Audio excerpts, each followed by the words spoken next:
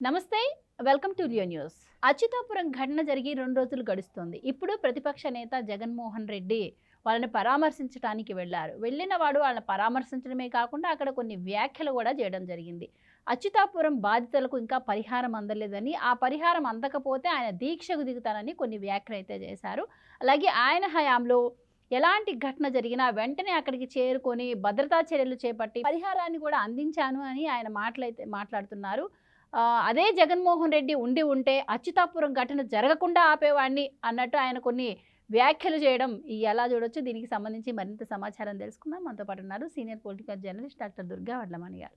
నమస్కారం. నమస్తే అండి. సో జగన్మోహన్ రెడ్డి ఈరోజు అచ్యుతాపురం సందర్శనకు వెళ్ళి అక్కడ కొన్ని వ్యాఖ్యలు అయితే చేయడం జరిగింది. ఆయనే సీఎంగా ఉండి ఉంటే ఈ ప్రమాదం జరగకుండా ఆపేవాడిని అని చెప్పి ఆయన మాట్లాడుతూ ఉన్నారు. సో ఆయన మరి బాధితులకు పరిహారాన్ని చంద్రబాబు గారు ఇప్పటికే ప్రకటించేశారు. అలాగే వాళ్ళకి పరిహారం కూడా అందుతుంది. కొంతమందికి అయితే ఇప్పటికే అందింది కూడా. సో ఆ ప్రాసెస్ అయితే నడుస్తుంది. కానీ జగన్మోహన్ రెడ్డి గారు ఈరోజు ఏం మాట్లాడారంటే వాళ్ళకి పరిహారం అందలేదు. ఆ పరిహారం అందకపోతే నేను దీక్షకు దిగుతానని మాట్లాడుతున్నారు. సో ఆయన వ్యాఖ్యలను ఎలా చూడొచ్చు అంటారు? మీరేం చెప్తారు? ఏమండి, బాధితులు వచ్చి ఈయన దగ్గర గోడు వెళ్ళబోసుకున్నారా ఏమన్నా? మాకు రాలేదు పరిహారం అని అన్నా వెళ్ళబోసుకున్నారా? ఆయన ఎవరితోటి మాట్లాడుతూ ఉంటే మనం చూసాం కదా. జగన్మోహన్ రెడ్డి పక్కపక్క నవ్వుతున్నాడు కదా. ప్రభుత్వం బాగా చూసుకుంటోందా మిమ్మల్ని? మీకు సహాయం చేస్తుందంటే వాళ్ళ చూసుకుంటోంది చేస్తోంది అని చెప్పారు కదండి. మళ్ళీ బయటకు వచ్చి ఈ మాటలేంటి? ఇప్పుడు నీకు ఏదో ఒకటి కావాలి, నువ్వు వార్తల్లో ఎక్కాలి, నిన్నేమో కెమెరాలు నిన్ను కవర్ చేయాలి, నువ్వు న్యూస్లో ఉండాలి, నీకు అదొక్కటే నీ ఎయిము. దానికోసం బాబోయ్ చచ్చిపోతున్నారండి జనాలు నిజంగా వినలేక జగన్మోహన్ రెడ్డి మాటలు. నిజంగా చెప్తున్నా. ఎందుకంటే ఎక్కడికి వెళ్ళినా ఫీజు రియంబర్స్మెంట్ చేయలేదు. నువ్వు మార్చిలో చేయాలి మహాన్ బావా, నువ్వు చేయాల్సింది అది అని మనం చెప్తున్నాం. గత ప్రభుత్వంలో జరిగాయి, ఏ ప్రభుత్వంలోనూ జరగలేదా? చంద్రబాబు నాయుడు గారు జగన్మోహన్ రెడ్డి హయాంలో జరిగిందంటున్నారు. మా హయాంలో జరిగినప్పుడు తెల్లారకట్ట 3 గంటల చిల్లరకి అందరూ అలా వచ్చేసారు. అంబులెన్స్లు అలా వచ్చేసాయి. అప్పటి ముఖ్యమంత్రి అంటే నేను, జగన్ అనే నేను అంటాడేంటో. ఏం చేయాలైతే? ఇప్పుడు పరిహారం ఇవ్వనలేదు కదా. నువ్వు చెప్పేదేంటి? ఇప్పుడు నువ్వు అంత చర్యలు తీసుకున్నానన్నాడు ఆయన. అన్నీ ఒకే గొడుగు కిందకి తీసుకొస్తాను ఇవాళ చంద్రబాబు నాయుడు గారు చెప్పారు. మీరు విన్నారో లేదో? కాలుష్య నియంత్రణ, తర్వాత అగ్నిమాపక సిబ్బంది, దీంట్లో అన్నీ కూడా ఒకే గొడుగు కింద వచ్చేలా చూస్తానని ఆయన అన్నాడు. దానికి ఆల్రెడీ మేము చేసామంటున్నాడు. నువ్వు ఆల్రెడీ చేస్తుంటే ఇవాళ ఎందుకు ఇలా జరిగింది? ఇప్పుడు 1 year బ్యాక్ ఇదే కంపెనీ మీద చర్యలు తీసుకోమని వచ్చింది వీళ్ళకి. అంటే అక్కడ సరిగా లేవు, ప్రమాణాలు సరిగా పాటించట్లేదు అని చెప్పారు. మరి నువ్వేం చేసావు? నిద్రపోయావా నీ ప్రభుత్వంలో? నువ్వు ఇప్పుడు వచ్చి ఎందుకు మాట్లాడుతున్నావు? ఇప్పుడు ఏదైనా ఒక ఇన్సిడెంట్ జరిగేసరికి వచ్చేస్తాడండి. ఒక శవం ఉందంటే వస్తాడు, ఎవరికైనా దెబ్బలు తగిలాయంటే వస్తాడు. అదేంటో మనస్తత్వం మనకు అర్థం కావట్లేదు. ఇవాళ ఆయన వచ్చింది ఎందుకంటే చంద్రబాబు నాయుడిని బదనాం చేయాలి, చంద్రబాబు నాయుడిని తిట్టాలి. ఇంకా ఏమీ లేదు మోటివ్. ఇప్పుడు వెళ్తాడు, అక్కడ ఏం చేస్తాడు? ఒక వీడియో తీసుకుంటాడు. ఇవాళ వాళ్ళ ఛానల్లో పొద్దున్న నుంచి రాత్రి వరకు అది నడుస్తుంది. ఇంకేం ఉండదు అక్కడ. పోనీ నీ సొంత డబ్బు రూపాయి ఎవరికైనా ఇస్తున్నావా ఎప్పుడైనా? ఏ రోజైనా ఇచ్చాడండి? ఈయన మాట్లాడతాడు చంద్రబాబు నాయుడు చేయకపోతే నువ్వు దీక్ష ఎందుకు చేస్తావు? నువ్వు దేనికి చేస్తావు? నువ్వు ఎవరి తరఫున చేస్తావు? వాళ్ళకి ఎలాగా అందుతుంది? వాళ్ళకి ఇవ్వాల్సిన పరిహారం ప్రభుత్వం ఇస్తుంది. అసలు బాధితులకు ₹1 కోటి ఇచ్చిన ప్రభుత్వం మాదే. చంద్రబాబు మాటలు చూస్తుంటే ఆశ్చర్యం కలిగిస్తుంది. జగన్ హయాంలోనే ఇంకా ప్రమాదాలు ఎక్కువ జరిగాయని చెప్పి ప్రజలను డైవర్ట్ చేయడానికి చూస్తున్నారని కూడా ఆయన అంటున్నారు. మీరేం? అదే ఉన్నది జరిగినట్టు చెప్తారండి. నువ్వు 2014లో చంద్రబాబు నాయుడు ఉన్నప్పుడు జరగలేదా అని అడుగుతున్నాడు.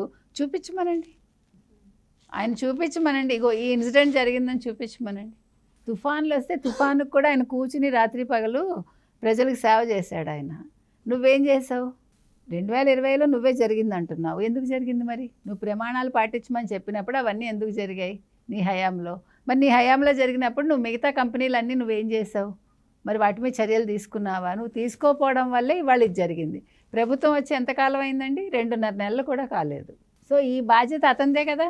గత ప్రభుత్వం మీదే ఉంటుంది, గత ముఖ్యమంత్రి మీదే కదా ఉంటుంది. దేనికి మాట్లాడుతున్నావు నువ్వు వచ్చి మాట్లాడక అసలు. నువ్వు వచ్చావా, వాళ్ళని పరామర్శించావా, వెళ్ళావా అని ఉండాలి. అంటే ఇక్కడ ఒకటి మేడం, అసలు ఏదైనా రాష్ట్రంలో ఘటన జరిగినప్పుడు మామూలుగా అధికార పక్షం కంటే ముందే అక్కడ ప్రతిపక్షం వచ్చి వాలిపోతూ ఉంటుంది. కానీ జగన్మోహన్ రెడ్డి గారు చివరికి అది కూడా చేయకుండా చంద్రబాబు గారు వెళ్ళేసి వచ్చిన తర్వాత 2 రోజుల తర్వాత తీరిగ్గా వెళ్ళి ఇప్పుడు ఈ వ్యాఖ్యలు చేస్తూ ఉన్నారు. నేను ధర్నా చేస్తాను, వాళ్ళ తరపున పోరాడతాను. ఆల్రెడీ గవర్నమెంట్ నుంచి రావాల్సి వచ్చింది. అలాగే ఆ పరిశ్రమ నిర్వహణ లోపాలపై ఎంక్వైరీ జరుగుతుంది. దానిపైన ఒక కమిటీ కూడా వేశారు చంద్రబాబు గారు. ఇంకా దేని గురించి ఈయన పోరాటం చేస్తారు? ఇప్పుడు ఢిల్లీలో వెళ్ళి అప్పుడు దీక్ష చేయడం జరిగింది. ఇప్పుడు చేసేది కూడా అలాగే ఉండబోతుందంటారా? మీకేమైనా సందేహమా? ఢిల్లీ వెళ్ళి చేశాడు, ఆ లిస్ట్ ఇచ్చాడా ఇంతవరకు? ఆ వివరాలు చూపించాడా? వీడియోలు ఇచ్చాడా? ఈయన గాల్లోంచి ఏదో సృష్టిస్తూ ఉంటాడు అలాగా. చంద్రబాబు నాయుడు గారు వెళ్ళి హామీ ఇచ్చారు. ఇప్పుడు ఇంకొక మాట అన్నాడు అక్కడ, మీరు వింటే, యాజమాన్యం ఎవరని నేను ప్రశ్నించట్లేదు అని అంటున్నాడు. మీరు గమనించండి. ఎందుకని? యాదగిరి రెడ్డి అని ఒక రెడ్డి అక్కడ, కిరణ్ కుమార్ రెడ్డి అని ఆయన CEO. కాబట్టి ఆయన ప్రశ్నించడు. మీకు అర్థమైందా? నువ్వు యాజమాన్యాన్ని కదా ప్రశ్నించాలి. నువ్వు ప్రభుత్వాన్ని ఎందుకు అంటున్నావు? 2.5 నెలలు అయింది ప్రభుత్వం వచ్చి, మరి యాజమాన్యం ఏం చేస్తుందని నువ్వు అడగాలి కదా. అంటే నీకు కావాల్సిన వాళ్ళు ఇప్పుడు ఈ కంపెనీ పెట్టిన వాళ్ళు జగన్మోహన్ రెడ్డికి చుట్టాలా, అది ప్రశ్నించాలి ముందు. అందుకని మాట్లాడుతున్నాడు. ఆ ప్రభుత్వం ఎందుకు వచ్చేస్తుందండి?